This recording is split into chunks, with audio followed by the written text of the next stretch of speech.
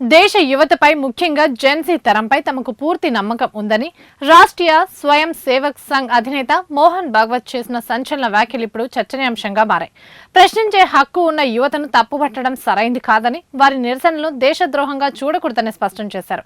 ముంబైలో జరిగిన India's international movement to unite nations 15వ వార్షికోత్సవ వేడుకలకు ముఖ్య అతిథిగా హాజరైన మోహన్ భాగవత్ సుమారు 2000 మంది జెన్సీ అలాగే జెన్ ఆల్ఫా యువతను ఉద్దేశించి ప్రసంగించారు.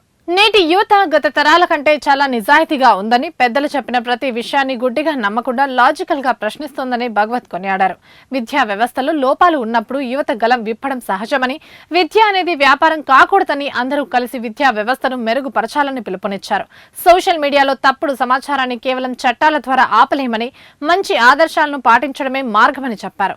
LGBTQ+ వర్గం కూడా మన సమాజంలో భాగమేనని, వారికి సమాజంలో తగిన గుర్తింపు ఇచ్చే మార్గాన్ని అన్వేషించాలని అభిప్రాయపడ్డారు.